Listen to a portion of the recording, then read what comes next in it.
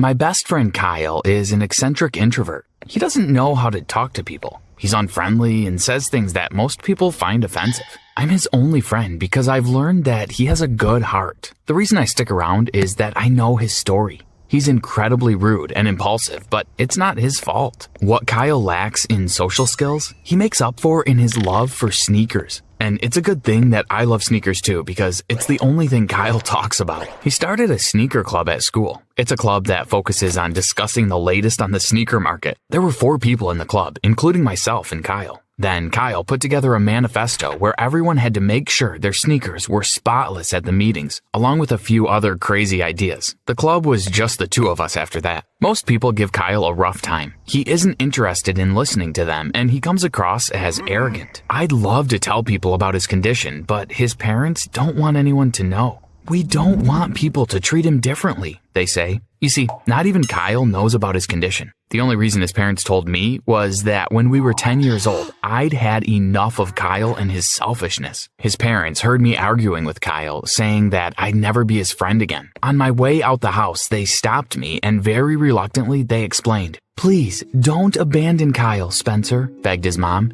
"You're his only friend. I know he's not always the nicest person, but there's a reason for it." They asked me to promise not to tell anyone. Kyle had an accident when he was very young. Ever since then, he's been different. It's as if the part of his brain responsible for understanding people stopped working. Please, don't abandon him. After that, I agreed to stay. I finally understood Kyle's mood swings and his selfishness. Kyle lived in a bubble, one that was only big enough for his parents and I. But what about his sneaker obsession? I asked. Where did that come from? His parents shrugged. The doctor we went to go see after Kyle's accident told us that sometimes when one part of the brain is damaged, another part of the brain kicks into overdrive. The part of his brain responsible for creativity is running fast, and its only focus is sneakers. Kyle's parents are not the type to interfere in his life. They didn't ask for much, and they always made sure that we had snacks and plenty to do. But when Kyle turned 16, they asked me for a big favor. The older we get, the more we worry about Kyle, said his dad. Once we go, who's going to look after him? I froze.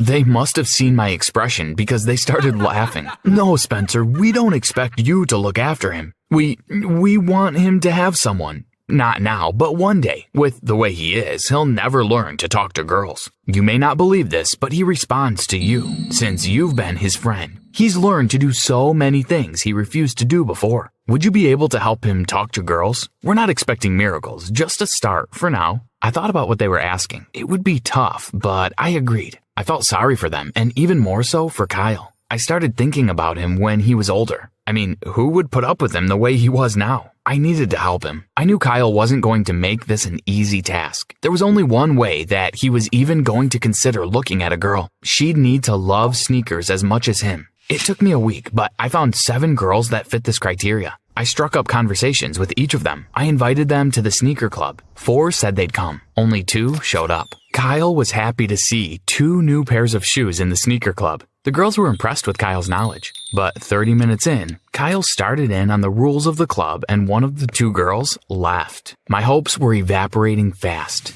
To my surprise, Taylor agreed to the rules. "I'm tired of people thinking that clubs like these are excuses to goof around," said Taylor. "I think rules are great." With the sneaker club happening only once a week, I needed more ways for Kyle to interact with Taylor. She was incredible with him, patient, understanding, and completely crazy about sneakers. I tried planning trips to the movies and a picnic, but Kyle wouldn't agree. I needed something bigger, and it arrived in the form of a sneaker competition. One of the world's biggest sneaker brands, Apollo, was holding a contest to collaborate with a lucky fan on a new sneaker design. The winner would receive a patent for their shoe and the royalties from the sales. I couldn't have asked for a better way to get Kyle and Taylor working together. Excited, I pitched the idea to the sneaker club. Kyle didn't even let me finish speaking. "Let's do it," he said. "We'll need to put in extra work to get this all done," said Taylor. I arranged to have these extra sessions at Kyle's house. His parents were overjoyed to see Kyle working with a girl. I made excuses to give Taylor and Kyle more and more alone time, fetching food and getting drinks while the 2 of them worked tirelessly on the sneaker project. It was great hearing them speaking. Kyle was even starting to ask her questions, and there were even moments when he wasn't rude. Kyle was learning to speak to girls. A week before the contest deadline, we ran into a problem. The sneaker club had to narrow our 3 final designs down to 1. Taylor and I were happy with any of the 3, but Kyle wouldn't budge. "They're all so perfect," he said. "I won't choose, and you can't make me." Up until then, I'd thought of Taylor as nothing more than a girl that Kyle would become friends with. But Taylor showed Kyle so much patience during this difficult choice. She placed her hand on his shoulder with such tenderness that even Kyle calmed down. "Kyle, they're all great decisions," she said to him. "So why don't we pick one to show them now? I know they're gonna love what we do. Then we can show them the others. How about that?" Kyle smiled and nodded. The next day, we submitted our design.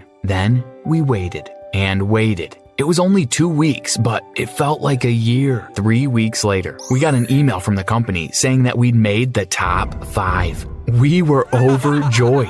Taylor hugged me and then hugged Kyle. I had to laugh. It was the first time a girl had ever hugged him. It looked like a bus had hit him. He didn't know what to do with his hands, but he smiled. "I think she likes you, Kyle," I whispered to him when Taylor left. "We've got to get back to work," said Kyle, flustered. The sneaker company invited us to their head office to meet with them. The next step was the interview process. Taylor and I reminded Kyle to be polite. We met the chief design officer, introducing ourselves and telling her that Kyle was the genius behind our brand. She was a stylish lady, and her taste in sneakers was impeccable. The meeting was going well until Kyle started blurting out all kinds of crazy things. We tried to get him to stop, but the damage had already been done. At the end of the meeting, the CDO asked to have a word alone with me. "Your friend's eccentricity is great, but I can't have him leading your team. He's rude. The public will hate him. We'll have to make you the team leader." I didn't like the sound of that. Kyle and Taylor drove the designs. I was basically an observer. She wouldn't listen to me. "Think about it. Let me know in an hour, or I'm replacing your team and throwing out your design." I told Taylor and Kyle about our decision on the drive home.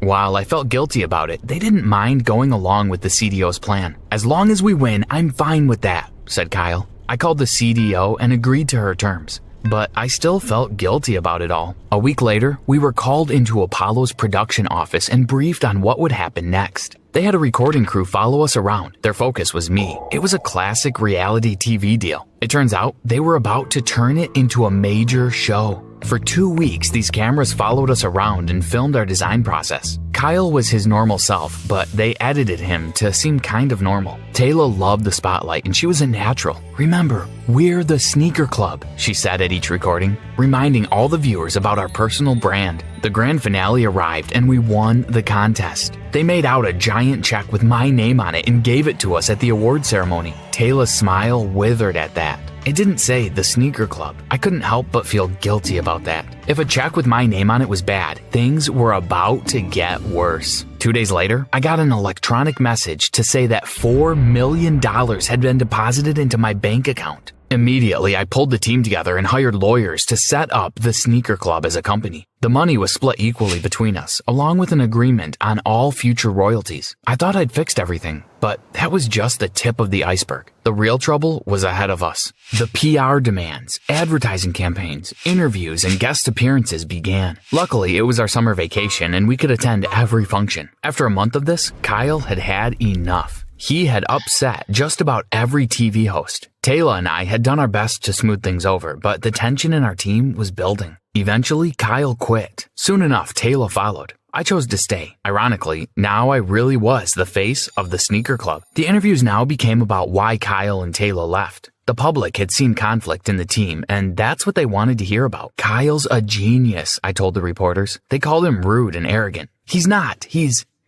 I wanted so badly to tell them, but I couldn't. I promised his parents that I wouldn't tell anyone. Eventually, though, it became too much. The media painted me out to be a saint under the terrible dictatorship that Kyle created. I couldn't stand all these lies. While on a break from the press tour, I visited Kyle's house. He didn't want to see me. I didn't mind. The truth was that I wasn't there to see him. I sat down with his parents and spoke to them about what was happening. "I have to tell the media," I said.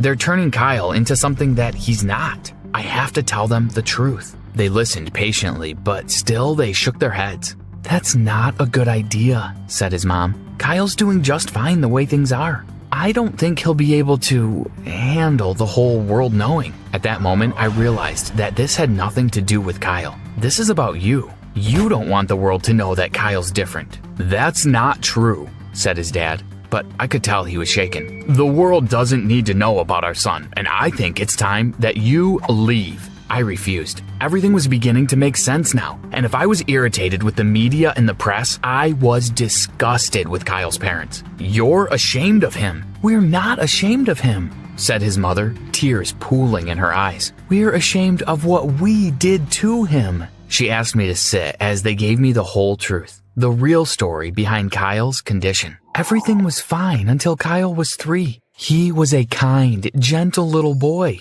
but we'd spent 3 years with him every day. We needed a night out. You have to understand, we just wanted one night out, a chance to be adults again. So we hired a recommended babysitter and worked up enough courage to leave our son for a few hours. We went out to dinner, watched a movie, and enjoyed the quiet. When we got home, the babysitter was asleep and Kyle was laying at the foot of the stairs. He had fallen down 2 flights and hit his head several times on the way down.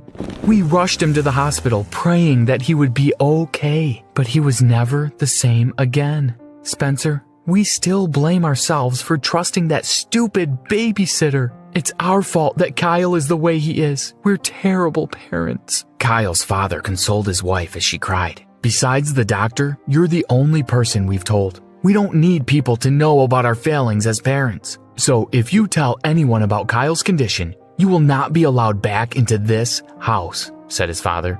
And we will tell Kyle you betrayed him. Understand this, Spencer. We will do whatever it takes to protect our son. No one can know what we did.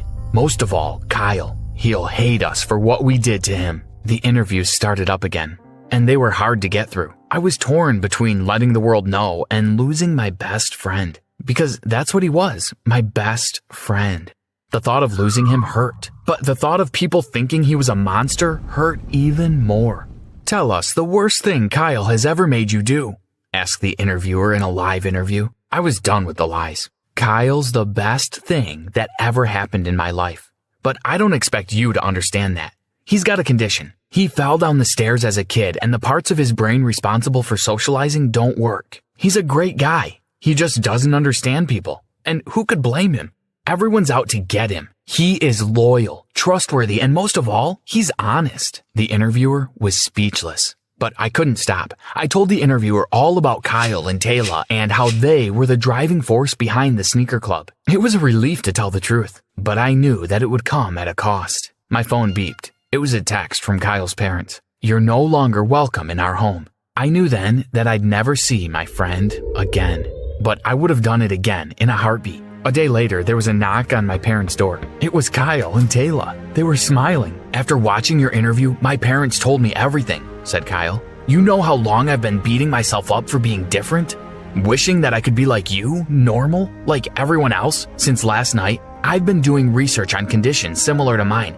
And it turns out, I am kind of normal. And I don't blame my parents. Mistakes happen. He gave me a hug, and so did Taylor. From that moment on, the sneaker club became more than just a sneaker company. It became a voice for all the people who are different in the world. The CDO of Apollo loved this new angle and opened the door to Kyle and his eccentricities. The interviews were different now, and the world was far more accepting of my friend. Kyle's obsession was still shoes, but he had a new one too, learning about his condition. Not so that he could fit in, but so that he could help other kids who are different. Taylor was his biggest fan. Kyle's parents eventually forgave me and themselves. The truth is that they were protecting themselves. They were afraid of what people would say about them when they found out. The funny thing was that people supported them. Mistakes do happen, and in some ways, it was meant to be. Kyle wouldn't be the sneaker genius that he is today if it wasn't for that fall he suffered when he was 3. Sometimes our greatest misfortune ends up being our greatest blessing.